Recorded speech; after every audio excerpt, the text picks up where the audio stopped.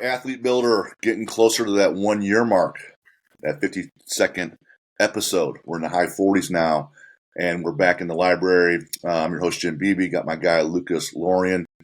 And today, I got a nice little extra intro here for Liane Blyn. Did a little extra homework on this one. What's great about this one, right off the bat, is that we haven't dealt with anybody in hockey. So she's a strength coach for Arizona State University, deals with the Olympic sports, but her priorities, so it seems to be men's hockey. And did a little bit of homework on this one, talked to Chad Coy about Liane, talked to Jeremy Hartman, and she wouldn't notice, but lurking behind my shoulders, you won't see his face very much, but I think Brian Neese wants to get a couple quick looks at and some glimpses of Liane because he's had this professional crush, for a number of years. I heard about the picture that got sent, for his birthday. It's life-changing having Liane on the show. But all the kidding aside, what's also amazing is that she's going to whip your ass, too. If you want to talk numbers, just strong. Like, how strong is she? 5'4", What's that mean? She squatted over 500, benched over 400, and then deadlift over 5. All right? Been competing in powerlifting and strongman for years, decades, and has been winning all in tested meets. Has competed drug-free for years. I wasn't going to just lead with the IPF numbers, but then I'm going to miss the fact that she was a 14-time USAPL National Champ. 14 times. I haven't competed for 14 years. She won the whole thing 14 times, right? And then the IPF, that's the big dog. That's the International Powerlifting Federation. 4-time world champion. 4-time world champion. Competed a world's strongest woman. And then the big one, in my opinion, not only is she great herself, but 2000, where is it? Is it 22? Yeah. NSCA 2022 College Coach of the Year. And the word on the street is that her husband rides bulls. Right? He does the sports medicine for the PBR, professional bull riders. He's 6 feet 250. He can't get on a bull. Well, I'm sure there's some jokes to be made there, and we're not going to do that because that would be beyond me and the scope of this show, of course. But we got Liane and Luke, and I think we're going to have a good time today. Liane, how's it going? What's going on? It's going great. Thanks to the intro and the reminder of Brian Neese. Chad Coy, I'm going to kill you. That's right. He called me this morning. Did he really? Yeah, because we had him on 2 days ago, and we had a bunch scheduled up back to back, and we don't release more than one a week, but we had him on a couple days ago, and he called me because I'm publishing a book here in September, and he's going to write the foreword, and he had some things about that. But I said, hey, I got Liane on tonight. He goes, let me tell you about this Brian Neese guy. Now, Brian Neese is a legit strength coach for Brownsburg, right? Yep. He's done clinics at my gym on Olympic lifting. Technique is amazing. Very humble, but strong as fuck, right? Yep. And apparently he just drove around with this picture that you sent him. And it wasn't like it was some risque picture, right? It was just like, hey, it was like, hey, happy birthday, and big hearts and stuff, and that was all it was. And he was just like, oh man, Liane Blyn, And so Chad's like, hey, you gotta make sure you mention that. I'm like, Roger that, sir. Yeah, Chad, I'm gonna kill you. Right? I love Chad. Blast in the past, but always kept in touch. He's awesome. Good people. He and Jeremy, they both try to be funny about you and come up with this stuff, but they would, man, it's almost like they felt bad picking on you because in the next breath, they're like, man, she and her husband, great people. We spent some time, very professional. They know their shit. They like to fuck around and all, make these jokes and all, but still, you don't win nationals 14 times if you're just kind of screwing around, right? Yeah. You're not coach of the year if you're just screwing around, and so. Hey, I tell my hockey boys all the time, I'm a funny asshole, right? Like I am, I coach with a smile on my face, and I don't get mad. I get even. Basically, it's one of those things. Like it's, this unassuming person. I have unassuming girl walks in. I always wear big baggy sweats. I'm always in big baggy sweats. I never wear anything less than that. Like I'm not one of those that runs around in spandex and tight short shorts or whatever. Right. But guys are like, they're like, wait, that's your coach? Like, what does she know? I don't know. Yeah. Yep. Unassuming. It's got to be like that, especially for females and any kind of coaching element. Like even the female coaches in my gym, some of the guys are like, "Oh man, what do they know?" And it's CrossFit, so it's just adults trying to be healthier and well rounded and in shape. And then you see like my wife, who's 52 and would pull 300 pounds. She's 5'2" and 140 at the time, right? And you're like, oh, or these other ladies that can bench 200 pounds, and that's definitely not a 424 bench, but be some 40-year-old mom who can bench over 200 pounds or close to it. It's not until you actually have to prove yourself that some of the athletes are going to be like, all right, I'll listen to her. We'll see what she has to say, right? That's been my whole career. That's been my whole career, being 28 years in this profession, starting out, not a lot of women in the profession. It's always been that prove people wrong and, my mentality and screw you mentality, Kind of has to be. That thick skin has to develop pretty quick. Otherwise, you'll just be home crying in the shower and thinking, I'm getting out of this sport. Yep. Yeah. I love my job. I love coaching. I love competing. Like retiring 5 years ago or however many years ago, that was the hardest thing I ever did was walking away from the platform and retiring. Saying I'm done. But I had a great career, great run at it, and now I play beer league hockey because I need to do something. Are you never skated in my life? Picked up playing hockey and whatever. It's fun. So I still miss competing though. Like I'll still go to the gym and screw around, and I go to Lifetime Fitness. Like I try to stay. If I go to a hardcore gym or go to a real gym in terms of like where things get done as opposed to fluff, I know I'll get back on the platform and start competing. So I have to like tone myself down a little bit, but I still pulled like 465 the other day for shits and giggles. And I can see people off in the corner, like going, I'm going to watch this. Like it's pretty funny. So yeah, I like screwing with people. Is there a reason we retired? I think it was 20-year career. It was a great career. It was just kind of time. My shoulder, I'm bone in my shoulder. So probably too many 400-pound benches kind of got in the way a little bit. I had accomplished all that I want to accomplish in terms of winning world championships and making it to 3 world games. My last world games in 2017, if I get a podium finish, I finished bronze medal, and I said I'm going to walk away and be done, and go off on a high note, because I think a lot of times people don't know when to say when. Body starts to break down, and you keep trying and you keep fighting, and it's like, every worlds I ever competed in, I've always placed top 3. Every worlds top 3 since 1997 when I first won that, I placed 6th place. But ever since that, I was always top 3. And not that I wanted to run away from competition. It wasn't that. It was more about like, hey, I'm ready to retire. I'm ready to be done. I want to go out on a high note. The fucked up thing is in 2018, hadn't put on a suit, hadn't put on knee wraps, nothing. 6 weeks out, I'm like, fuck it, I'm going to do nationals. So wasn't really training. I had my second best total ever at nationals. So, and my husband's like, don't even think about going to worlds. Don't even think about it. He's like, I let you do this one just because you wanted to do one more. And I said, yeah, you're right. I'm out. So I guess I wanted to prove just that I could do it. Were you lifting equipped a lot or no? Everything was equipped for me. Everything was equipped. Gotcha.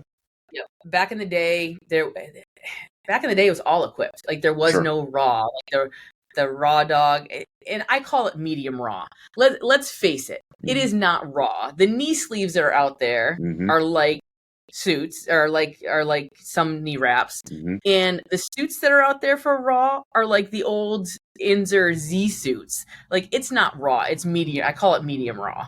In all reality. So, which I know the raw people will probably hate me for that, but it's the God's honest truth. Like you put knee sleeves, raw to me is true raw, no belt, no knee sleeves, no suit, nothing. Like it's commando type deal. It's raw. That's what I was always told that it was not even a belt. So you just lift, and that's what that means. You just lift. You just lift. You just lift. Yep. You just lift. So, but equipped has always been the way, and I know it's flipped now because a lot of people don't know how to use equipment or they don't have people to help them. Sure. CrossFit actually brought out a lot more people into the lifting realm. Sure. Good, bad, and indifferent. It brought people out, from into Olympic lifting, powerlifting, into strongman. So it actually, the sport grew a lot. Those three sports really, really grew. But raw lifting, it's just easier to do.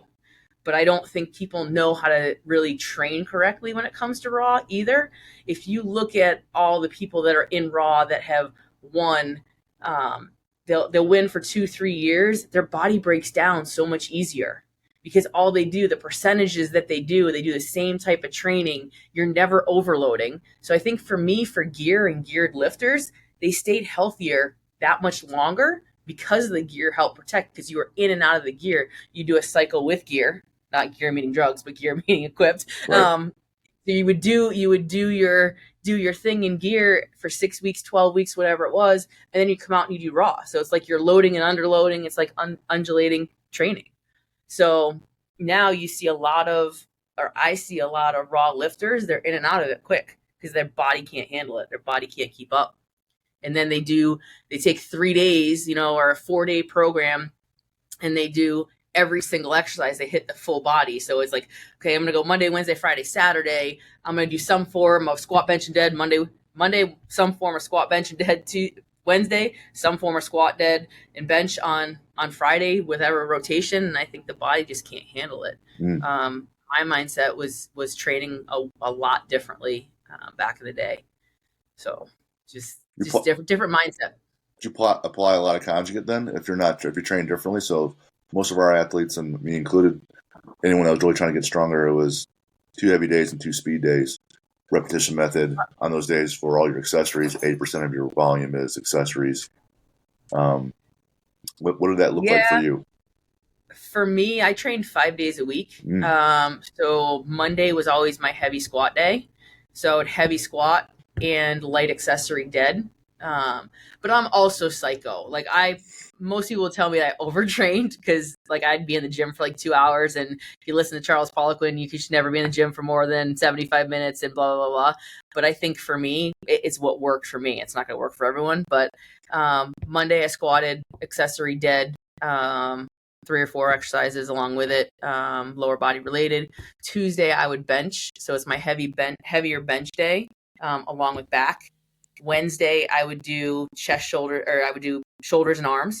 Thursday, I would take off. Friday, I would deadlift day with accessory squat. And then Saturday would be speed bench. Gotcha. And Sunday would be off. Gotcha. So, got it. Okay. But I also rotate. That was kind of traditional, but I also did another variation of it, of a 10-day rotation where Monday, Wednesday, Friday were my heavy days. So Monday, heavy squat, off on Tuesday, Wednesday, heavy bench, off on Thursday, Friday heavy dead, and then Saturday, Sunday, Monday was also was light accessory type stuff, movements. But I only did that because my old training partner Tammy, she was a firefighter back in Reno, so that was kind of her rotation. And she's a former world champion too, so it's kind of what I went off of. It worked for her. Why does it work for me? And it did work. It did work in the beginning. Gotcha. So hockey though, it's not something you play. You played field hockey in your life, but how do you transition coaching with hockey players? I had this conversation earlier with our athletic trainer, actually, in talking about sport versus coaching a sport versus coaching lifting or being an expert in your field. Mm-hmm. So for me, being an expert in my field, I went to college to be an athletic trainer to start. So sports medicine. And then I got into strength conditioning when I was 13 years old. Started going to the gym and just learning. Back in the day, you had, Muscle and Fiction magazine. That's all you had back in the day to learn from was Muscle and Fiction. And you pull out, tidbits that's more bodybuilding 101. And that's how you would train. And that's what you did back in the day. So for me, looking at expertise in areas that feel I only took up hockey because I'm around it. I'm around the guys, and I thought it would be a fun challenge to be hey, being in this field, I've never played before. I want to go out and see what they go put themselves through. Now it's obviously beer league level versus a D1 level, but I want to be able to put on skates and see what it feels like to shoot a puck and all that. You don't have to go that crazy to do it, but I think it's something that helps. I think that, as a strength coach, sometimes we get caught up with coaches that are like, oh, well, you never played the sport. What do you know? What do you know? You have no idea about how to sport specifically train my athletes. Go fuck yourself. Like, sport specific is playing the sport. That's God's honest truth. Like, you want parents, you want all these, your daughter or your son to be a great football, basketball, whatever. Go do your skill. The strength conditioning piece is a piece of the puzzle that helps you stay healthier, stronger, gets you faster, more explosive, all the traits of what being a good athlete would be. The skill piece of it, that's why they have, skills coaches, hockey coaches, baseball coaches, basketball, hitting, shooting, passing. Like, that's just part of it. I think that sometimes we get caught up in the whole, like, well, you never played. When I went to grad school at NAU, I was lifting. So I went into NAU. All I had ever done, I was in grad school, it was 1996. So I'm showing my age. So 96, went to 95, went to grad school, and I was a grad assistant strength coach, and Trevor Cottrell was the other grad assistant. And he nicknamed me Slow Twitch. So Slow Twitch and Stumpy were my two nicknames because I'm pushing 5'3". I'm vertically challenged, horizontally gifted. Short, and I got a big ass. I use my assets wisely. Right. So Olympic lifting was the big thing there. Coach McClure was like, hey, you're going to weightlift. Everyone's going to do snatch, clean, and jerk. And that's where the Slow Twitch kind of name came from. But then Trevor kind of got me into the powerlifting mindset because he's like, hey, you're kind of good at this. And he's a pretty smart dude. So I got into it. Coach Axman, who was our football coach, came down and saw me lift one day. And he's like, hey, I need another lineman. Or actually, I need another linebacker. You want to suit up for me? There you go. So just from a strength standpoint. So it was pretty funny back in the day. So, I think sometimes we get just too caught up in the sport-specific world and all that. This has been a theme, and we're rounding out a year of bringing on coaches. And we brought on football coaches and then strength coaches, military, special forces. And the constant theme is, they're doing their sport well. They're in shape. I'm talking like Navy SEALs, and I'm talking Army Rangers. I'm talking Indianapolis Colts and Ball State football and throwers. And the commonality is when they're dealing with these middle school or high school kids, the kids are playing a lot of their sports. Sometimes they're playing two sports at the same time, or they're playing the same sport twice. And they're playing their school sport plus travel. And they're all essentially weak physically. I got Yep. Lucas shaking his head, and I got Liane shaking her head. So Lucas sees these kids, and Liane's NSCA 2022, not long ago, Coach of the Year. And I got parents calling me this week saying, hey, I'm dropping my kid out. He's playing travel soccer, and he's playing soccer for the school, but not lifting. And we have the knee doctor for the Indianapolis Colts for 2 decades saying that, people are blowing up their knees more and more, especially females, but because their glutes are weak, their hamstrings are weak, their core is weak, they're not able to withstand the volume of play. And yet, week after week, and it's not like it's just my podcast is saying this, there's plenty of people, plenty of doctors, plenty of coaches saying, hey, work out just a little bit, 2 times a week, 3 times a week, get stronger.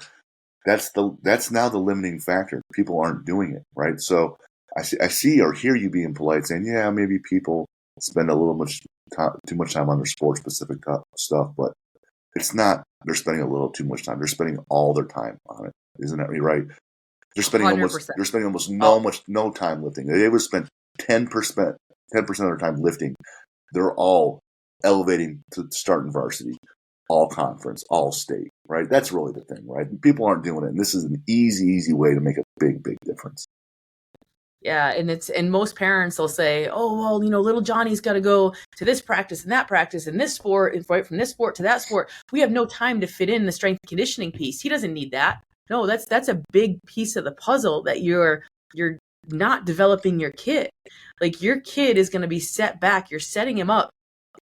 Coaches, for my job, I look at it this way. Availability, I need to make those kids available to coaches, and I need to make them durable. Because coaches want available kids and coachable kids. So my job is availability for them, healthy, and durability. They can make it throughout the season.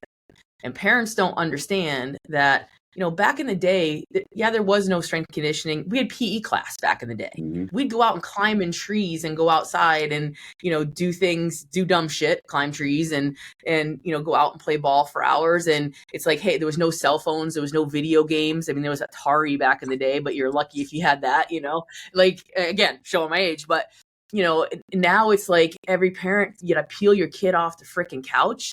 And it's like, okay, Johnny, we have this practice now. And everything is so structured. Like there's no free play anymore. Sure. There's no PE classes. They're cutting left and right because it's like, oh, my kid, doesn't want to do PE. They don't like it. It's foundational stuff. Like if you don't have a solid foundation when you build a house, your house is fucked. It's crumbling down. Yep. It's the same thing for an athlete. If you don't build a solid foundation, your body's going to crumble. Yeah. And you may be the best of the best at 8, 9, 10, 11, 12. The fact that these leagues have 8-year-old all-stars. No one's a fucking all-star at 8 years old. Come on, give me a break. Like you're doing it to, because everyone gets a trophy these days. Everyone's got to get a trophy. Everyone's got to be a winner. So as an all-star, you put these all-star things together. Back in the day, like AAU and club or juniors meant something. Mm-hmm. Like you were the best of the best if you played AAU in the 90s, in the 2000s, early 2000s. Now anyone can pay to play. And it's all about money. Parents are being sucked in. Oh, you're going to be the next Austin Matthews, the next Connor McDavid, the next Tom Brady, and next Tiger Woods. You're being sold a pipe dream. And all it is people are, thank you for the money. Show me the money. It's 100% what it is. But parents don't get it. They don't see the behind the scenes and what goes in. They just see the outcome, the complete outcome of Sunday, Monday Night Football or whatever night it is. That's all they see. And they just buy into it. They buy into people that are, the functional training. It's functional training. It's, shit to way to sell shit, basically. It's like they want that, or sport specific training. They want that being sold as like, oh, this is gonna help you play your sport. Go play your sport. You need to get better at throwing the ball, then go play your sport. Go get a coach. But your foundational movement, you have to get in the weight room. ACLs, women are 6 times more likely to tear their ACL.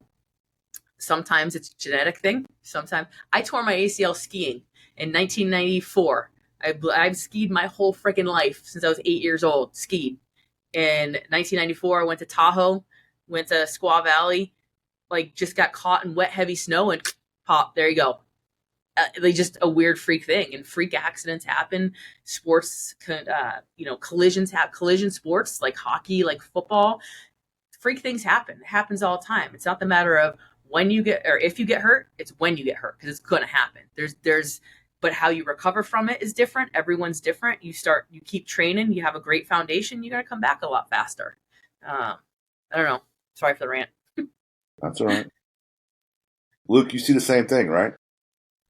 Oh, all the time. Talk about your women's basketball team and what's going on there. And talk about what you're seeing at your school, at just a regular high school in Indiana. Yeah.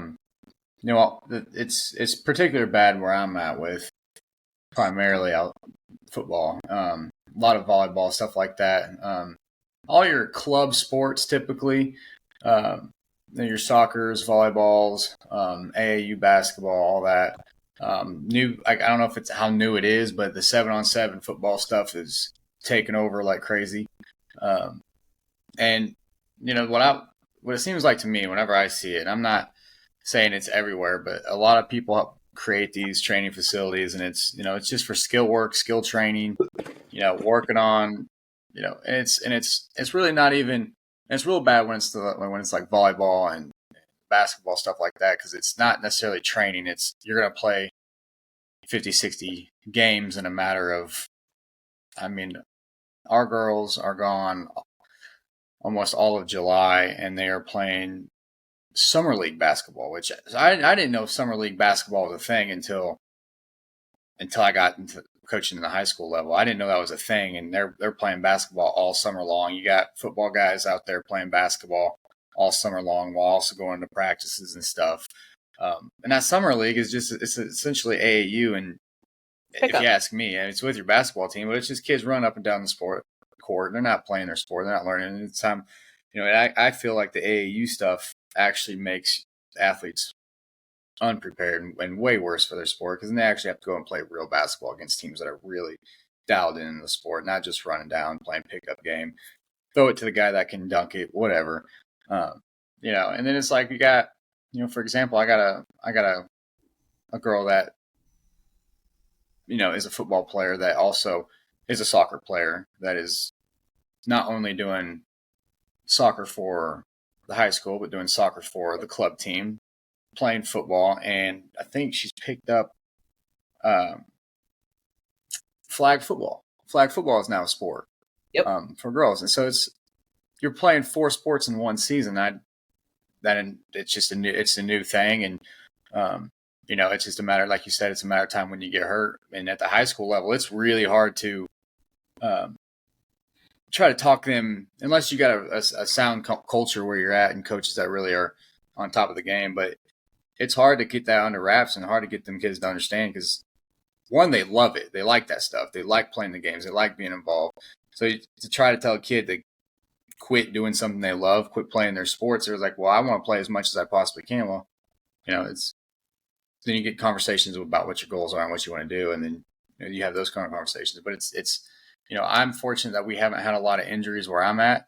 I think we're getting a lot more kids that are buying more into the weight room stuff and kind of looking at the sport specific stuff and kind of, understand, once you get those first group of kids to buy into the weight room and you see what they do, and once they have success and then they say, well, it's not because I went and did all this skill work training and all this stuff with this person over here, it's because I got in the weight room and it boosted my confidence. It got me stronger. It got me to be able to feel more confident on the field and what I'm doing.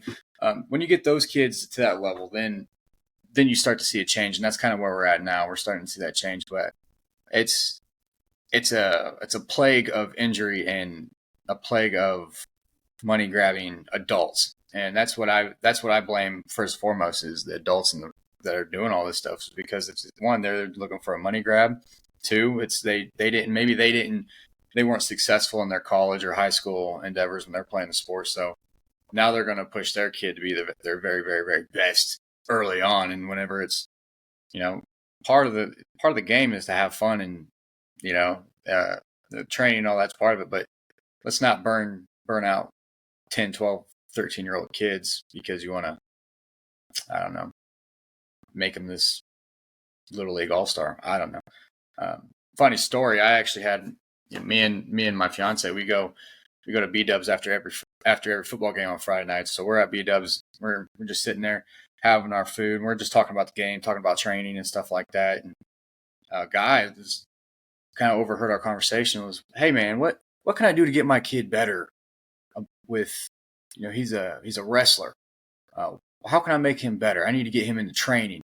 I'm like, yeah, how old's your kid? And he's like, well, he's going to be in first grade next year. I was like, dude, well, without trying to be rude, I was like, man, let him. He started talking bad about the coach. I was like, look, dude, there's one thing out there that, there's not a single coach out there that probably wants to be like, I'm going to go train 50 first graders in wrestling. Man, let them go out there and have fun. Let them be around other kids. Let them compete. Let them be social. Let them learn. Let them lose. Let them get beat up. If kids toss him around, let him learn from that. But he doesn't need to be training. He's learning basic skills. Let him go learn how to be social and be around other kids and compete, stuff like that. But back to what you're saying, it's a plague of money hungry adults, and I don't know, so. I had a parent of an 8-year-old come in and tell me that their kid was going to be the next Tiger Woods and they needed one-on-one training, sport-specific strength conditioning. I wouldn't do it. Like, I'm like, I have a group, like we sectioned it off or named it as just different things, like our speed group. So it was a certain age, kind of age range type thing. So speed, developmental, and then it was, and then performance is how we leveled it. And speed was like, hey, fun games, go have fun, like learn how to move, learn how to compete. Our developmental, we added in a little bit of weights. And again, as you know, training age could be you have 1, 2, 3 years of training age, or you could come in sometimes. We have freshmen that come in and have 0 training age, have never touched a weight in their life, which is crazy to me. But I also have had kids that came in as a freshman and kicked every single upperclassman's ass, as far as numbers wise goes, but their skill development, like they just physical development just kind of toppled off. It's like they're not going to get any better physically. I've had the kids come up and say, I need one-on-one coaching. I need my program. I'm like, I don't know, man. It's, not to be trying to push numbers here, but you're squatting 135. You're barely benching 115. You got the 35s on the bar. I don't think you need one-on-one training. I think you just need to get in here and train and do that for a couple more years. And kids do not want to hear that. They don't want to hear that, especially if they were a stud in junior high. If they're a stud in junior high, middle school, they do not want to hear you tell them, hey, you need to develop and you got lots of time to train and get better, but you definitely don't need one-on-one training. You're 100% right. 100% right on that. And it's hard because, sometimes I just want to be like, why? Why? Why? And it drives me up. But sometimes I just gotta, bite your tongue. Yeah, they don't know what they don't know, and as simple as that. You just gotta kind of teach them, and they'll either pick it up sooner or later. And it's hit and miss on whether or not they do that. So, you guys point those things out, and you guys are absolutely right. And we can keep kicking that horse. It's going to be dead. It's been dead, but it's still the same deal. And everyone knows who's going to get hurt on the team, or they can see it because that person's so weak to get pushed around, right? So they're breakable, not unbreakable, right? And so you want to try to create these people that are durable, can handle the season. But then everyone else knows who's the strongest and who the fastest and who the most powerful kid is on the team. And every parent comes in and says they need speed work. And the example I give them is that, if power cleans is a power thing and deadlift is a slow thing, if you can't deadlift 100, you can't power clean 100 pounds, right? If you're weak, you're not going to be that powerful, right? You're not going to. It's just a matter of physics. It's not me. It's Newton, right? You're trying to break these rules. And I've interviewed kids that came out of our gym that weren't training there that much, and they went and played at a D3 baseball school, blah blah blah blah. And 2 or 3 years later, I said, hey, like you're 6'4", like you have all these lessons. I'm not trying to be an ass, but just tell me, like now. You're in your 20s. You know the answer now. Why weren't you a D1 athlete? Why weren't you better? He goes, those guys at that level are just units. And that was his phrase. They're units. I go, what's that mean? He goes, they're big, physical, strong units. And they play this, I can hit the ball, but they're hitting it to the fence. I can't do that, right? I go, yeah, well, that's it. Like, that's it. An example I give is that, Walmart's competitive advantage is that they're the cheapest and they have better supplier, or they have better supply chain. As an athlete, as a business, as a company, as a country, everybody has their competitive advantages and weaknesses. And if all these kids aren't lifting and they're all weak as shit, and you're the only one that's lifting, then now you have an enormous competitive advantage. 100%. So you talk about these kids that are coming in. Now, Arizona State hockey wasn't always a D1 program, not till 6 years ago. It started to transition from club, like you were telling me. But you said some of these kids still come in and they're still weak. They still made it to that level. Well, imagine you get them like a 2 times body weight squat. Well, shit, man. Those knees are so much stronger on the ice. They can handle getting slammed into all the time, right? Their speed's going to go up. They're so much more forceful. I guess especially against ice, which there's no friction, right? So you're trying to create force in a sport where there's no friction, right? So that's super hard. So at the end of the day, just make your kids strong as fuck, because they can then be powerful and fast as fuck. And that's really just the way to go. The end.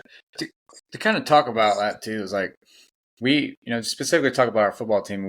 We just played a team this past Friday that we lost to last year. This past off season, our football team probably had the best off season in my 4 years there. They really bought in. They really cared about being in the weight room. I had the entire football team in there every single day, 4 days a week, all off season.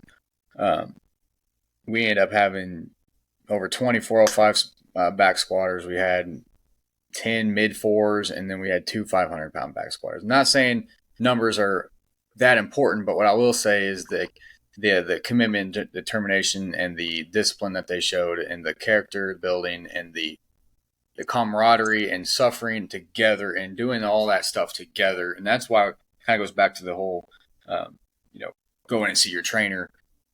You're not training with your team, and this year was the first year we had our whole team there all year round. And when they took the field Friday, it was a different attitude, different feeling, different. They had a different demeanor to them. Their gameplay, the way they acted, the way they held themselves to a certain standard, it was night and day different from the year before.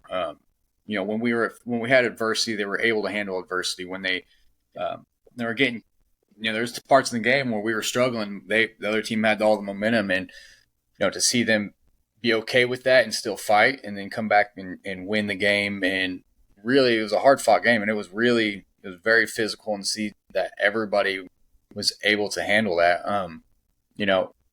This has a lot to do with like the weight room and building confidence, and what it can do for you as like a player, as a person, how you handle a game, how you are more confident and more comfortable in the game. And we did nothing changed.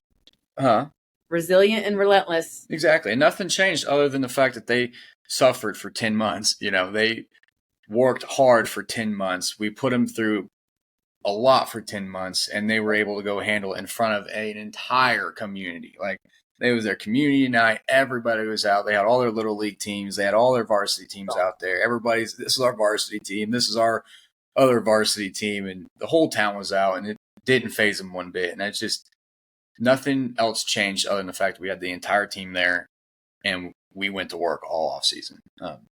That's the mindset of we over me. Yeah. And I say all the time, like, it's team first, and you're not an individual. It's a team sport. If you want an individual team or an individual sport, go play golf. But as a team sport, you should be all training together. Even when I had my business back in Mass, I would never allow an athlete to miss his training with his team. Ever. You want to come in, and most places don't do that. Most places are like, "Oh, I'll take your money." Not for me. It's like, hey, like, if you have team training, you want to come and do extra, I'll work with your strength coach or whoever writes it at your high school, and I'll help you through extra work to help whatever you think that you're lacking in. And it's the only way I would do it. But a lot of these other facilities, places, it's all about numbers. It's all about generating income and rolling kids in and out. For me, it was more about longevity, life after sports. Sports happen. Some play high school sports. 75% of kids drop out of organized sports by the time they're in high school. A very small percentage make it on to collegiate level. Very, very smaller percentage from there make it on to the professional level. So to me, it was more about, hey, how can I keep this athlete in here longer and teach them how to be an adult later in life, whether they play sports or rec league and stay healthy, or go on and play in the NHL or NFL, or go on to play in the collegiate level and then be a lawyer after that kind of thing. But it's instilling a lot of discipline and mindset and getting things done. So it's beyond athletics. It's beyond sports. Because let's face it, the percentages, it's 1 in 300,000 make it to professional level.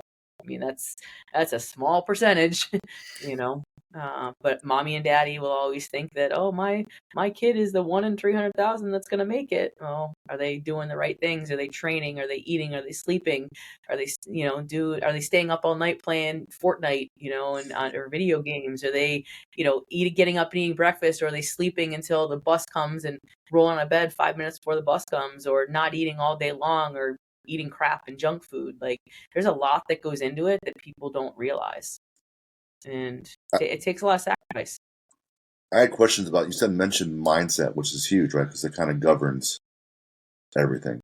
Your mindset is your identity. It's how you handle adversity. It's how relentless or resilient you are. You pointed out, and you have these kids coming to Arizona State specifically to play hockey. Hockey's a northern sport. Not a lot of people playing hockey outside in Arizona, right? So they're coming down there, but they're still coming down to play. And so they're good chance they're away from their families. And it's a different generation, right? You can see that Liane, if she can put 500 on her back or pick it up off the ground, there's enough moments of pain that she can draw upon and say, hey, I've been in pain so many times, I'm pretty used to it. I have enough confidence because I've had all the painful reps. I'm not really afraid anymore, right? If you don't go through anything painful, there's no painful reps in your life, metaphorically or physically or otherwise, then you're not really going to be that tough because you haven't built that. And one of your things you wrote here, the big time is where you make it the big time. Yep. You're talking about building resilience. It's a sport where people are missing teeth all the time, right? So yeah. Talk to me, when you see the Hanson brothers lining up across from you to whoop ass, right? How do you build up that mindset and that resilience from these 17 and 18-year-olds all the way up till 22, 23 when they leave? So talk about some of the things that you guys do to build that. Here's the difference. In college hockey, they don't come in, very few guys come in at 17 and 18 years old. Mm-hmm. We have one. They go and they play juniors. They go live with billet families for 2, 3, 4 years. They're away from their families. Okay. So their mindset and their resilience is pretty built up at an earlier age than a basketball player or a football player that goes just from high school straight into college. Okay. So the mindset of collegiate hockey players, and it's kind of odd because it's a white collar sport. You have to have money to play it, but it's a blue collar mentality. You have to have a little bit of craziness and fuck you to play it, I think. Even for me, like I always say it all the time playing beer league, like I have no skill, but I have no fear, like good and bad. So, I don't mind, last night playing beer league, I'm 5'3", pushing 5'3". I'll go after the guy who's 6'2" and try to steal the puck. I have no skill, sure, but I have all will and all grit that I'll just go say fuck you, I'm on it. I think hockey is like that in general. I think the mindset is definitely different. Hell, in hockey, when you're 7, 8, 9 years old, you practice at 4 or 5 o'clock in the morning. The East Coast, I grew up in Massachusetts. Those rinks were open 5 o'clock in the morning. You're 7 years old, your ass is out of bed and you're going to practice. You have to, that starts early, that starts young. Nice. Some things, some parents coddle their kids, others don't. And I think that parents that don't coddle their kids have that mindset starting young and early, and they build up that resiliency of like, oh, it's early, oh, it's cold, I got to get all this gear on. There's 5 guys that play plus your goalie on the ice at once. You got 3 forwards, 2 defensemen, and a goalie. Like it's not like a soccer team where we got 11 players out there, and it's not. You got to be good. You have to push. I mean, there's lots going in Massachusetts. I mean, Massachusetts, Minnesota, those are like the mecca hockey schools, or not hockey schools, but hockey areas. Mm-hmm. And kids grow up, and you just have to learn it at a young age. And it's different skills. You got to learn how to skate, stand on blades that are this big, and you have to stick handle. So there's lots of different variables that you have to have and learn and work on. Hand-eye coordination. But I think resiliency and mindset is built at a young age when you do play a sport like hockey. Yeah. I read Malcolm Gladwell's Outliers, and he specifically talked about what it takes to be an outlier, to be great, and there's a number of different things. But one is the exposure, right? So if you're in Canada or you're in Minnesota or Wisconsin, you said the East Coast, and you're around those folks, well, there's hockey rinks, and there's local parks here in Indiana. There's local hockey rink parks outdoors all the time. So you're just around so many more people playing.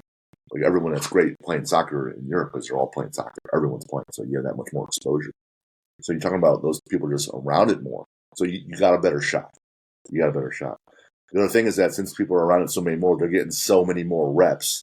That's that knowledge component, the knowledge of your sport, that if you're not around it, and you're just now kind of learning it, like you might be coming right at me, but if I can skate backwards and you can't forwards and backwards and you don't have that, then you're going to get beat pretty easily, right? Now, if you come right at me and you're pretty close, and I got 5'2" of pissed off Liane coming right at me, I'm probably losing a knee, right? And if not, she's probably going to at least bite me in the hip. So Right. I was told to use my ass the other day. They're like, use your ass. I'm like, I got enough of that. I can use it. You don't get to squat and deadlift sumo without a big ass, right? That's true. You really don't. That's true. Now, That's true. there's more and more money involved in college sports, right? People are getting busted for rule violations a year ago that this year, not a problem, not a rule breaker, right? So there's the transactional component, NIL, name, image, and likeness. I'm not playing this year. I can go somewhere else, right? But there's still the old rules that the cream rises to the top. Everyone else that wants to be transactional, they can be moving around, but probably not going to happen. But you're right down there in the thick of it, where people can come and go all the time. Talk about how the whole sport's changing, how all of college sports is changing. From your perspective, what are you seeing, and then like what happens next year, 2 years? So I'm not saying we can stop it. And Newton said that it's not the strongest that survived or the smartest, but the one that adapted the best. So you just can't fight it, but if you adapt faster than everybody else, you win. What are you seeing happening, and how are people going to start adapting? What's going on there? I've had to learn to adapt really quick in that sense. I've always been a person that I love being in the collegiate realm and the high school realm because I get to see athletes develop over time. I get to see them come in looking like boys and leaving like men. And now I get a kid. Do I get him for a year? Do I get him for 2? Are they going to enter the transfer portal? Are they going to go pro? And it's like that. And when you're at the D1 level, it is 100% transactional now. I can go here. I can make a top quarterback. They're paying them $2 million for a top quarterback now at big time schools. Like, so all this, you can pay players. Basically, it's now legal to play players. You look at, is it Michigan or Michigan State? I can't remember the Fab Five. They found their NCAA tournament, their banner got taken down because were getting paid back in the day. Well, you couldn't do it back in the day, or you could do it, you just didn't want to get caught. And now it's all legal to some degree. I mean, there's parameters and stuff around it, but you can get involved in that. And the NCAA landscape is changing significantly. Sadly, I think some of our smaller sports, like that are non-revenue generating, I think they're going to end up becoming club sports or D3 mindset in terms of like, hey, you're here to have fun. It's about culture. It's about having a good experience and not necessarily about winning championships, because all the money is going to get dumped into your basketballs, your footballs, your baseballs, and all your, hockeys, your higher level sports that can generate income. Because they have to generate income in order to pay players to go. It's kind of crazy now. It's definitely crazy. So does Arizona State pay the players then, or does someone else does? I don't know all the ins and the outs of it, to be honest with you. Okay. To how all the NIL works. I know that any player can go get a deal. Like, I can, you could be playing tennis somewhere and Subway locally, mom and pop shop, and say, hey, you post on Instagram about eating Subway, we'll give you $500 a month. That's just one small deal. But other folks were getting cars and written checks. So I was wondering, is it cars and homes and all that? Yeah, we have a whole collective or a whole department that takes care of that stuff. I try to stay out of that realm. Like I stay in my lane. I'm like, I'm just a dumb strength coach. Just tell me who I need to coach and what I need to do, and I'll get them stronger in that sense. But that is. But it's a big thing. I mean, the NCAA versus House settlement is out there, and they're trying to figure out the settlement of who gets paid and how far it goes back. And I'm, like I said, I try to stay out of that lane. And like I said, just tell me who I need to coach. Tell me who's coming this year, who's on my roster, and what I need to do for them, and I'll figure out like how to get them stronger, how to get them faster, how to get them more athletic, and set them up for success. Gotcha. Now you've coached high school. I remember Jeremy Hartman was saying that he's coaching at Franklin and you're coaching at Franklin. Two same high schools, but two different states at the same time. You coach males and females, right?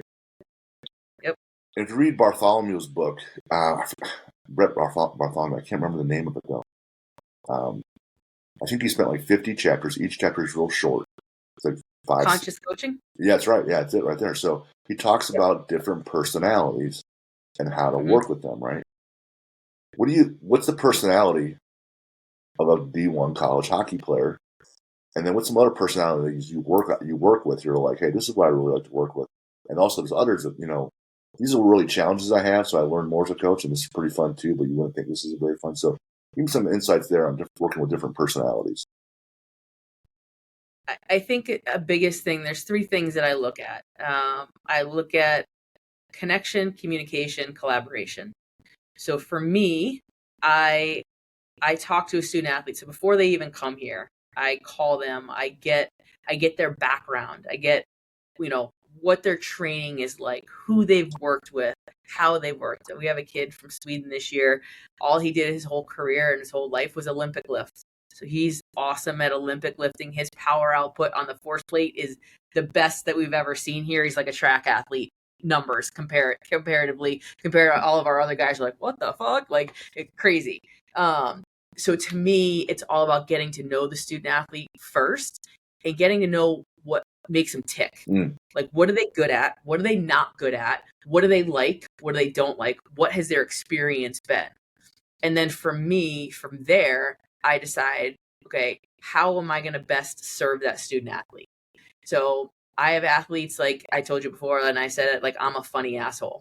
Like, they know that I will jump their shit, but if I jump their shit and yell at them, something is really wrong. Because I usually am not a yeller or screamer. I'm usually like, hey, to the point, like, get your shit done, let's go. But personality and different ways to coach, you have to get to know that kid. You have to have connection with that kid. Connection is what I want for you. Communication is what I want from you. If you have no connection with that student athlete, you'll never be able to tell them what to do, and they will never respect your opinion or your expertise ever. So personality wise, I've had kids come in here, have had shit experiences in the weight room. I don't need to do that. I just need to do my body weight stuff. Okay. Let's do your body weight stuff. Let's figure out, where it all fits in and how we can help you progress and get better. And a lot of guys here, like I had one of my hockey guys, he squatted 405 for 5 last season, middle of the season. Like, he's a beast. And all the other guys around him go, holy shit. Like, he eats weights, and he's eaten weights for a long time. He does Murph every Memorial Day. Like, he's on it. Like, that is his mindset. He's dialed. I have other guys that are like, I'm not feeling so good today. I'm not feeling so hot. I'm like, all right, well, let's get A, B, C, and D done. And if we can only get A and B done today, that's great. It's a win. So sometimes you have to treat kids with kid gloves. Even in a sport like hockey, where the mindset is pretty blue collar, you're still dealing with sometimes fragile kids that have always been told, who's never been told no. They've always been told yes, and have always gotten away with what they've wanted to do. So it's really about that connection with them, and then learn how to collaborate and say, okay, what has worked for you in the past? I have so many transfer kids, and they come from different schools that have a different mindset. So some schools, like back in the day, Penn State used to win national championships. They were a high intensity school. They didn't have a platform in sight, but they had great athletes. Okay, they didn't touch a clean. They didn't touch a squat. They sat in a machine and did one set to failure, and it worked, and they were still national champions. Versus USC or whoever win a national champion. That's in the weight room's a piece of the puzzle. It's not the be all end all. It's a piece of the puzzle. And House used to say it all the time. 9 times out of 10, USC would come in here and kick our ass because they have better athletes. Like, you can recruit. If you give me a 3-star athlete, okay, he's still a 3-star athlete. I can make him stronger, faster, more explosive. He's still technically a 3-star athlete. Your job as the coach is to get him to that 4-star level or to whatever you want. Which sometimes is a little harder. Sometimes it's, in my eyes, in my lens, like, these kids have played their sport their whole lives. What are you going to do as a coach that's going to set that athlete apart and give them what they need developmentally across the way? And I think now more than ever is you have to have a way to communicate with kids, a way to connect with kids to find out what buckets they need to fill and where they need to be. Goals, you have some kids, you have kids and parents that are delusional. I'm going to play D1 hockey, and I'm going to go on and play the NHL after that. probably more than likely that the chances of that is small, or you go to the coast and you go play for a couple of years and then you figure out, yeah, I'm not making the NHL and then or AHL, and then you decide whether you're going to go over to Europe or you're going to hang the skates up and go coach or start your career. Right. So, but personality wise, like there's lots of different personalities. There's personalities of like, I've done no weightlifting to I've done it all. You take those three components, and I like having people on that are in the military, and then those that are coaches, and then are athletes, and then strength coaches. And then I have this finance guy scheduled like a month and a half out. Does a Navy SEAL swim, so he's a finance guy. And what I like about having those people on is that you take these rules, these guidelines, these principles, and they transcend out of the sport into anything else. So when you say connection, communication, and collaboration, is there really a profession out there where those three don't make the impact? Is there a marriage or a role with your family or your kids where having a better connection is going to hurt you? That's going to be huge, right? If I'm an accountant and I have a connection with my business, my client, and he knows I understand him, and then he and I are communicating better so we can collaborate on structuring overall their tax plans or their accounting plans, we're going to have a better overall working product. And if you talk to these kids, hey, these three things, and in a few years when you're sick of looking at this funny asshole who's got a big one because he's only 5'3", right? You're going to take those three things and over apply that kid. Hey, just take these things and you keep applying these things and you're going to be a better accountant, or you're going to be a better school teacher, or you're going to be a better dad or mom or whatever. And it's that piece right there, because between 2 and 7% play college, and then between 1 and 2% of those 2%ers playing the pros. So you're looking at thousandths of a percent, right? So you look at all these players and these parents when they tell you they're playing this or that and say, no, they're really not. Statistically, I'm going to try to get you to wherever you can, but you're still going to have these three things. And if you have these three things from Liane, and you're funny, right? And if Brian Neese is watching, you're going to find someone who likes you, right? Then you're going to be all right. Those are huge. Those are huge things, especially the connection piece. Funny story. So one of my athletes, Jacob Wilson, great kid, played hockey. I came in here as a strength coach his sophomore year. One of the hardest working kids I have ever met in my life. Very, very respectful, very dialed, very driven, school-wise, the whole nut, school and hockey, and did whatever it takes. He did everything I asked him to do, he would do, from cleans. Like, he was unbelievable. Like, he cleaned 260, so 110 kilos, hang clean as a hockey player at 180 pounds is pretty good for a double. And every week he'd build on it. Hey, I want to get better. And he always wanted to get better, and just a great kid. And one day he asked me, he's like, hey, can I come in early and come work out and get some extra work in? And I'm like, yeah, it's fine. Come in at 7:00 or whatever. And he didn't come in. He didn't show. He texted me. He's like, I had a late night of studying. I got a test or whatever. So to be a funny asshole, the next morning he came in, I left a bowl of milk outside the door for him because he didn't want to get up. He's like, what the fuck? But those are the things that those kids remember. And he, he's been gone now for 3 years. And he's like, hey, call me. And he's like, hey, can I use you as a reference? I'm applying. I just took my LSAT. I'm, want to go to law school and I got to get this job. And he's like, I applied for this job and he wants, he needs a reference. I need a reference. And, the company wants to call. And he's like, I thought he could. And I'm like, can I tell him the bowl of milk story? And he's like, yeah, probably could. The guy's pretty cool guy. So, but I didn't tell him about the bowl of milk story, but he's a great kid. It's, you got to figure out what makes those kids tick. You got to figure out what, how you can get the most out of them, especially without, for some kids without mommy and daddy around, and, what makes them go, what makes them tick.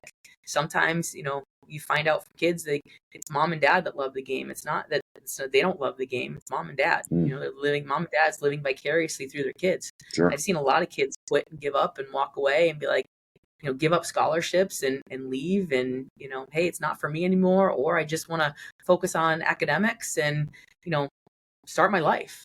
and, you know, move on and be a good person and have a great job. So, you know, you're right about the parents and the kids. Good friend of ours, Chad Dockery, was on. He's a athletic director in school down in Evansville. He coached at my gym, coached my son in high school, and he's been good to me. He's been good to Lucas, you know, and you know, Chad's a good athlete, right? His wife was an outstanding athlete, and freshman year, University of Kentucky, she's All-American swimmer. That's pretty good. that's really good. Second year, she transfers to a school in Evansville that has no swimming program. She was so over it. And I'm talking to her because I'm doing this. I've been working on some more swimming just to be healthier and some things I've been working on. I was talking to her about swimming, and she goes, I'm 49. She's in her early 40s. She's like, I absolutely hate swimming. I hate it. I don't ever want to be in a pool to swim. I won't ever even go in. And I'm talking about the volume that I'm doing at 49, just doing, like, I'm low. I'm at the bottom, learning, right? Bottom. And she says, yeah, twice a day, we'd swim anywhere from 8 to 10,000 meters. 8 to 10,000 meters. I did 800 meters the other day as a personal record, half mile. I'm like, oh man, look at me, 800 meters. Not even in a row. I'm resting on some of these 25s. She's doing 8 to 10,000 of go fuck you super fucking fast, and then she'll go back and do it in the afternoon and do it again. I'm like, oh my god. But you're right. You just get to that point where sophomore year, she's like, hey, I'm out. See you later. I'm done. I'm sick of it. Peace out. I'm sick of it. I've seen parents, you know, with their kids. We had a sister combo, and the older sister wasn't as good as the younger sister. And the dad brought him in to do some training. They both played softball. So the older sister was like a first baseman, decent player. The younger sister was a pitcher. And, you know, they'd go to all these tournaments, do all this stuff. And the older one got a, she was the older sister, she was a valedictorian of her class. But dad so bad wanted her to go play softball. She could have gone, written their ticket anywhere as the valedictorian of her class to go anywhere. But she ended up going to a small, crappy school because she got a scholarship. It's like a D2 school because he wanted to be able to say his daughter played softball. And, you know, there was his youngest daughter. She could have been a stud at a mid-major school, a stud pitcher. But nope, wasn't good enough. Had to go, you know, a big-time school. They were looking at, I don't know, Oregon, Washington, Kentucky, like all those schools. Ended up going to a big-time school. She pitched like, I don't know, maybe in her whole career, and she was there 5 years, like maybe 12 innings. Oh, like it's crazy, but it was living dad's pipe dream of like going to a big time school, and you know, not wanting to disappoint dad, and you know, going and just staying there. And great kid, great family, but it's like sometimes you gotta just let your kid make the decision. So yeah, crazy. Huge. I got a quick question for you. Kind of a little bit off topic, but I like to ask all the strength and conditioning coaches this question just to be kind of funny. I don't know if you're ever on Strength Coach Twitter. It's vicious. But anyways, do you power cleans or trap bar jumps? Power clean all day long. All right. I just had to ask. It's there's certain things that I see coaches arguing about and talking about. It's hard for me to get involved in, but it's just funny to ask when I get a chance. I got a strength coach in front of me. I just like to ask, just to be a little funny. Yeah, there's a lot of things on Twitter that I'd like to respond to, but I'd be fired. So I keep my mouth shut. But yeah, I mean, I don't know. I love cleans. Look, if a kid has a wrist issue and can't catch a clean, I get it. High pull, trap bar jumps. I think it's a substitute. I think trap bar jumps are a substitute for a clean, but I don't think you produce as much force and power as you would in a clean.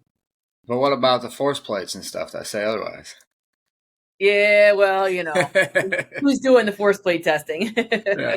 I've always just kind of thought it was funny to, you know, I would much rather prefer power cleans as well. I teach high school kids how to power clean. it's not a short process. No, and you have to be able to put time and effort and energy into teaching. So if you're going to teach a clean, we had a coach at high school when I was back at Franklin. He wanted the kids to do Tommy Moffitt's, LSU program. Like, we don't have that space. We got 1,600 square feet. Where am I going to snatch these kids? I'm like, I am one coach to 100 kids. I'm like, we can't. I'm like, I'll do pulls, I'll do things like that, but there's more than one way to skin a cat. If you're talking about trap bar jumps because you have no space, you have no coaching, I think it's a great substitute. But I'm a believer of I would rather clean. I would rather do that. When you're teaching, especially high school kids, cleaning and stuff like that, like there's so much. We don't have a lot of time for one, so we're lucky to get our main strength in and 2 other exercises in. But really, at the end of the day, those are really all I really care about. And if I can squeeze in 5-10 minutes to work on clean technique, stuff like that, just progress that for literally the first semester of school. And I think it's awesome that you have classes during the day in high school. So for me, it was all after school stuff. So it's after school strength conditioning. And I say this all the time to, there's a big Twitter argument going back and forth, something going on in South Carolina. Right now? Right now. If you put in a pool, you have to hire a lifeguard. You wouldn't put a pool in without hiring a lifeguard. Why the fuck would you not, if you put a weight room in, why would you not hire a certified, qualified strength conditioning coach? Like, it makes no sense to me at all. Pretty big deal. Zero sense. It makes zero sense to me. Jim, did you hear about that? I hadn't heard about it. No. Some kids got pretty severe burns on their hands. Oh yeah, you know what? I did. Yep. Crawling across the turf that got real hot. Yeah. It's happening here in Indiana too. They were doing bear crawls on an asphalt track. Yeah. Right down the road. Right down the road from where I'm at right now. I was in high school. Yeah. Yep. Hey, I mean, you can't do stuff like that anymore. Back in the day, there was no social media back in the day. So back in the day, you could get away with some things. I mean, you could get away with saying a lot of things, off the cuff things that you get fired for now. But everyone's watching now. Everyone's watching. Not everyone's trying to screw you, but if there's something comes up, they'll call you out. It's just different. Yeah. Different generation, different time. Got to evolve. Everyone's on. Unfortunately, I guess. Yeah. We could talk all day, and other things I want to ask. Anything you want to get into, anything you need to get off your chest, or say, hey, Jim, for anyone listening that are parents or kids, do this, or read this, or watch this, or who are some people you think that other athletes should pay attention to because they learn great things on mindset or teamwork, not just on how to lift, right? You can watch whatever. There's plenty of stuff on Elite FTS and Mark Bergener and Jim Wendler. There's plenty of that stuff on how to live. So who do you watch or who do you follow along? Like, hey, this person always has good wisdom. I'm a better person. I'm a better coach. I'm a better athlete because of this person. Any of those people stick out to you? Say Jim Beebe. I mean, I've always been. Say it again. Say Jim Beebe. Right. Jim Beebe for sure. For sure. Jim Beebe. Right. Jeremy Boone, I've always followed. From just a mindset standpoint and just a good person. That's where I got the connection versus communication stuff from. Things on wins, small wins throughout the day and throughout your life, throughout your career. I like John Gordon books. Like I'm one of those that likes to, follow John Gordon, like that positive mindset. I think it's too short to be negative. Like it's too short to, they say you only live once, so although you live every day, you only die once, kind of thing. So, right. So I think having a positive mindset, I think he has some great stuff in there. Who else? God, there's lots of people. Grit, Angela Duckworth, I listened to. Got that one down too. Book. I love that. Yeah. Martin Rooney has always been good to me. I love Martin. He's been, smart. I met him in 2004 back in back here at ASU when I was here with House. He's always had good, knowledgeable stuff. He's always been upbeat, positive, and you know, yes, rah, but he's always been just a good person, a good human, and that's the big thing for me. I was looking through your resume. I saw the Parisi school. Is that where you met Chad Coy? Because we had him on. He's a master coach with Parisi. So is that where you guys crossed paths for the first time? Not the first time. Chad Coy and I crossed paths in strongman. Okay. So when I competed in strongman back in, I don't know, when was my first one? 1999. Gotcha. I think. I met Art McDermott.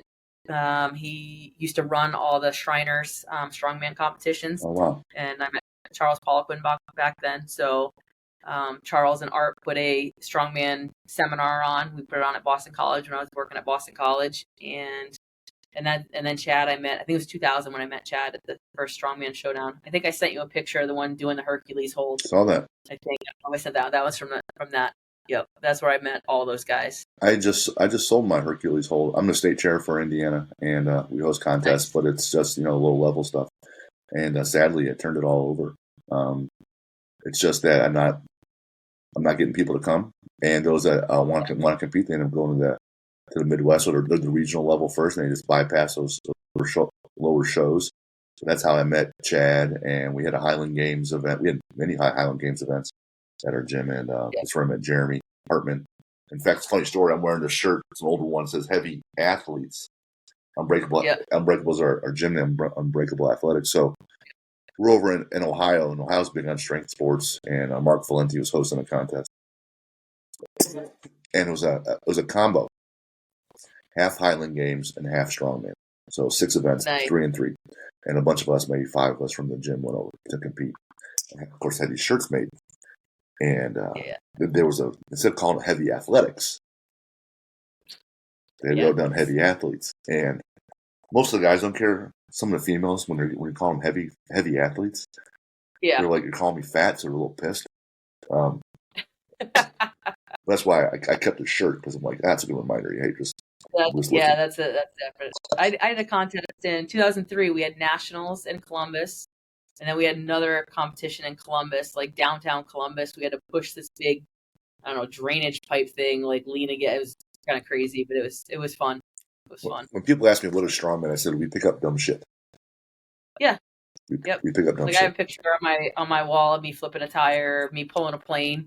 Like I pulled a plane in 2004. It's 14,000 pounds. So that was probably one of the coolest things I ever did. Pull a plane. We did that for a Special Olympics charity fundraiser. It was awesome. Yeah. Gotcha. Yeah, but Chad I've known for years. That's before I met him, and then we got involved with Parisi a little bit after. Got involved with Parisi first, and talked to Art about getting involved with Parisi, and that's kind of how it was. And then Martin Rooney, I had already known Martin Rooney and all that, so awesome. It was one big connection. How's your team going to look this year? I saw last year you had a pretty solid season. Last year they did awesome. Last year is an independent team. So 24, 9 and 6. Tournament. This year we're going first year in the NCHC. So it's playing the big dogs of Denver National Champions.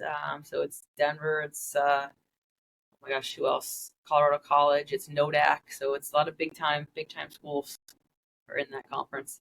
So it'll be good. It'll be good. So be tough. Anything fun or funny happen when they have a hat trick? Not really. I mean, they throw hats on the ice if you get a hat trick. We had one last year with Dylan Jackson, but not really funny. Sorry. You're not gonna die on us, are you? I hope so. I'm near the whiskey, but I can't really quite reach that and drink it, for medicinal purposes. So I've been sucking down these cough drops all day because of the chest cold. When you're training by yourself, what do you listen to? Hard rock, 100%. Old school? It's either old school. I like Kid Rock. I like Metallica, like that kind of stuff. Old school AC/DC, that kind of old school. Definitely. You won't find me listening to rap ever. Can't stand it. That's just not me. Or country, like chilling in the car maybe, but that's it. But I'm an 80s hairband girl too. From the Poison, Def Leppard days of big hair and all that. So I'll definitely listen to that while I'm training. You watched the Motley Crue documentary on Netflix? Oh yeah. Yep. I love Motley Crue. Love Motley Crue. That was one of my favorite concerts I've ever been to. Favorite. Skid Row, Dokken, all the unbelievable concerts. So Guns N' Roses, awesome. Ever tease the hair out? Big? Oh yeah, I got bad pictures. I got pictures of hair like this tall. Oh yeah. My wife's gonna love that. Bad. Yep. That's gonna be big hair, outstanding. big time. Aquanet through the roof. Don't light a match. Hot. Yep. HOTT right there, niece. It's funny. What's a bucket list adventure you can do either by yourself or your husband or someone else? But you haven't done it yet. You haven't been there yet. I would love to go to Whistler and go ski. Whistler or go to Costa Rica. Love to go to Greece. Like I've traveled a lot of like cool places, but definitely Whistler is one of them. I want to go ski there. I'd love to ski in Switzerland. So I have a lot to do yet. I love the beach. Went to Cabo 2 weeks ago, just for the last hurrah before no life happens with college athletics. And yeah, but definitely would love to go those places. Greece is someplace, and I'm half Italian, so a big Italian family. So I would love to go to Italy too. So no shortage of ideas there. No shortage of ideas. No. So when I retire, which could be a year to two, who knows? We'll see. I love my job, but we'll see how much longer I last in college athletics. Favorite sport movie? Favorite sport movie. I like Remember the Titans. I like Rudy because I always like stories about the underdog. Like Rudy is kind of one of those, my mindset is I don't care if you're the first one off the bench, the last one off the bench, or never off the bench. I'm always going to put into you what you put into me. Mm-hmm. So I kind of like those, the underdog stories. Favorite sport to watch? I like watching hockey. It's fun. It's exciting. I shouldn't say this too loud, but, sometimes watching... No, I can't say it. I can't say it. Hockey's probably the most exciting for me. Oh. The most exciting. I didn't think... The least exciting. There's a few of those. What about your favorite sport to play? I played field hockey and softball in college. Mm-hmm. I did like playing softball. I was good in high school. I was just average at best in college. Like learning how to play hockey now has been a lot of fun. It's been a lot of challenge. So I like a challenge. We went on a team retreat this weekend and we played pickleball. I am not good at pickleball. I am awful at pickleball. Part of it's I can't raise my right shoulder past here without doing this. So sort of taking a racket, it's not really really easy right now. So yeah. Swimming, I cannot swim. Like my ass sinks. Sinks. So yeah, you'll never catch me swimming. Is pickleball a sport? Like bowling. Is bowling a sport? Is golf a sport? Like, how do you define sport? How do you define sport? That was a question I had in my sophomore year English class at Purdue. I took sports and literature, and so I think the definition for that teacher was anything you can compete at. And I said, well, I'm pretty fast at chugging beer. If you want to compete at that, then is that a sport? Yeah. And they said, well, is anybody going to pay to see that? I go, no, but a lot of people don't pay to see a lot of other sports. So I don't know. I would say, for it to be a sport, I would say it has to be pretty well received in that it's not just 2 or 3 people doing it. They said breakdancing is a sport in the Olympics, but not really. People don't do that everywhere. So people got to be able to do it everywhere. There's got to be some physical component, obviously. then that takes out chess. Yeah, I mean, like the ribbon twirling dancing in the Olympics. Like, So I put like pickleball in with like cornhole and bowling, where they're pretty fun drinking games. But yeah, cornhole is big on ESPN. Yeah, I mean, we can't even get powerlifting on ESPN. We can get cornhole on ESPN. That's right. Yeah.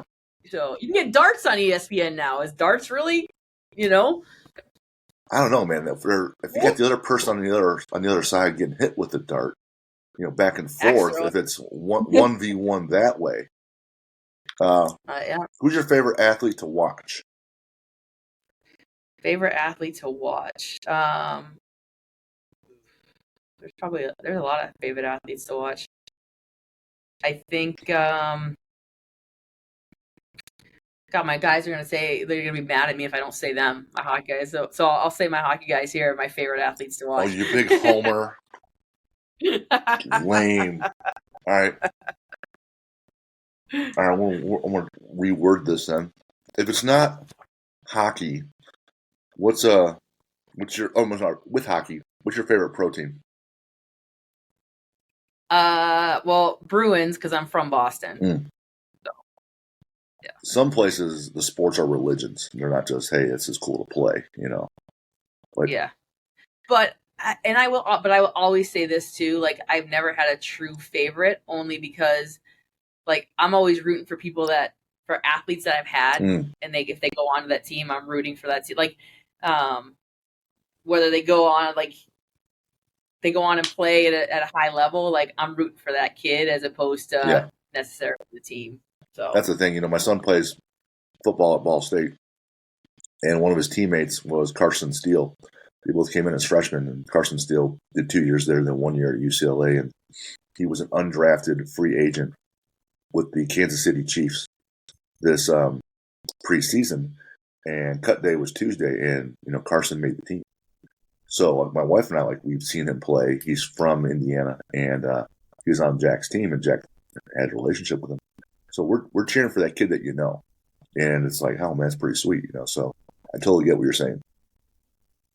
Yeah. I saw what you wrote here. Do you have a favorite book that you like to recommend to people? Like Angela Duckworth.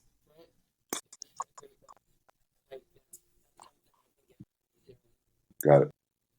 As you can see, I got a lot of books behind me, and when I introduce the show, I say, hey, welcome to the library. Well, it turns out if you have 1,000 books or more at your location, the U.S. calls it a library. And my wife and I are big nerds, and we just added them up the other day, a little bit over 1,100 total. So, The Secret Sauce of Leadership by Danny Mabe right now. So it was his book. Chris Carlisle wrote a great book. I'm blank on the name. Blank, but he wrote an awesome book too. He's on book number 2 coming. This is what's great, and what sucks is that after 52 podcasts, I'm going to have 52 at least book recommendations. So they're coming in almost every week on Amazon, right? I'm not reading them all, right? I could listen to some, but I am pumping them in here. But it's like, shit, got to slow down because also writing my own. Favorite superhero for you? Wonder Woman or Superwoman. You're sexist. I can do it all. Sexist. Yeah, a little bit. I have a shirt that has Wonder Woman right in the middle and doing this with Batman and Robin on the side. Beautiful. She's what? So yeah. And if it's Linda Carter or Gail Gardeau, I don't care, right? Don't care. It's don't care. I absolutely win if it's either one of those. Yep. Now you said you don't have one. No villain you like? You like to root for any of the villains? Like, there's no bad guy you think that guy's cool? No bad guys, no. Not one? Not one. I mean, maybe the Joker. Okay. I'd say the Joker. The Heath Ledger version? Yeah, Heath Ledger version. Outstanding, right? Joker. Yeah. All right. Favorite lift? All of them? Okay. All of them. Uh-huh. How about how about just glute ham raises? It was pretty fun. Yeah, I mean they're necessary evil. They're hard though. They're hard. Yeah, they're hard as hell. I mean, I love the squat. Like I love the squat. I love the dead. I love the bench. Like I love all of them. Like there's not like my bench was probably my best lift at 424 for being that my squat was average at 545. My dead was average 502. I mean, but I think my bench kind of set myself apart a little bit at the time. I'm gonna be more specific here. Favorite strongman lift? Atlas stones. Me too. I love Atlas stones. Yeah. I love Atlas stones. The most fun out of them all. Pulling the plane was pretty cool. It is cool. Pulling the fighter plane was cool. What I like about the stones is that they go back centuries, and not just a round stone with Atlas on your shoulder. You know, the full stricker stone, the Husafel stone, the Denny stones, right? Yep. Inverness stones. Husafel stone was fun. Yeah. I've done that in a couple competitions too. Favorite quote? Favorite quote, never lose sight where you're going, but never lose sight where you're going, but never forget where you came from. Gotcha. And I think that's my favorite quote, just because, I'll never forget everything I've endured in my past. Like every roadblock you've hit, every no that I've ever heard. For me, it's all about adversity, dealing with adversity and fighting through. And it's made me who I am today. So like, I'm not done yet. I'm not done being who I am. I'm not done doing it, trying to make an everlasting impression on student athletes or making an everlasting impression on the next upcoming strength coach. I'll never forget of shit that I've gone through. When I was at Boston College and I was inherited when my boss left, and I was inherited. Guy came in, basically, told me that women should be working with women, and I'm men's basketball hoochie mama. I told him to fuck off every single day. Got into drag down fights with him every single day, and I hate that guy. Like, it's forgive, but never forget. Like, I may forgive you, but I'm never gonna fucking forget. Right. And for me, that's just taken me from a standpoint coming into Arizona State in 2018, the mindset of like, yes, I am inheriting a staff, but I will never, ever treat people the way that I was treated back in the day. Like I have expectations and standards in terms of like, hey, back in the day, we used to try to beat house in here at 4:00 in the morning. Who could be here, make it here at 3:59?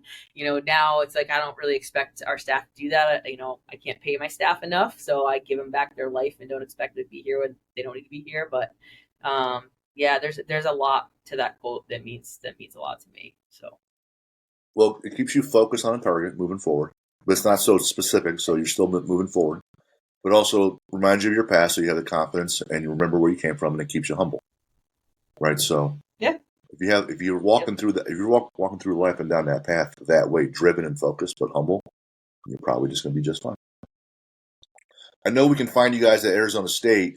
And hockey, I think, starts October for the first games. Where can people find you online? I'm on Twitter, just Liane Blyn, and I'm on Instagram. Liane Blyn. On LinkedIn. Here's the hard thing. I am not much of a social media person. Like I used to be when I competed, I would post stuff all the time. And now I find that for me, it's a time suck. Mm-hmm. Like I go down rabbit holes.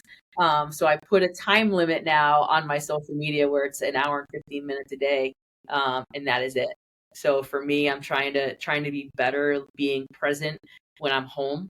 It's one of the biggest complaints my husband has is that like I never shut off. I never shut off from work. Mm-hmm. So I'm trying to be way better about being present and, not getting caught up in things that don't affect me, like right here, right now, personally, and don't get pissed off at things. And there's a few things that get me fired up and irritated with the whole, I think women should be competing against women. That's one of them, and not competing against people who think they're women. In that sense, right? That's a big fight I have, but I can't say much about it because I'll get in trouble. I have to keep my mouth shut in the space. But yeah. Well, Liam, we had a great time having you on today. Stick around. We have a couple more questions once we sign off, but it was really lucky to have you on, and I really appreciate the time Jeremy was right about you. Chad was right about you. I don't want to know what Brian thought about you, but those first two legit coaches, and Brian is too. All three outstanding. You can tell him I said hi. I don't know how to get a hold of him. Otherwise, I would get him hold and send another picture to him. Wow. Oh wow. Oh boy. On my better side, right? Which never mind. You don't want to. But I had a great time. So you guys know where to reach Liane. If you guys want to reach us here, info@athlete-builder.com. Send us questions. Send us questions for some of the other prior guests. We can email them and be on the lookout. September 30th, the Athlete Builder book launches that week. So more on that to follow. So Liane, stick around for a little bit, but great having you on, and we'll talk to you soon. Thanks for having me. See ya.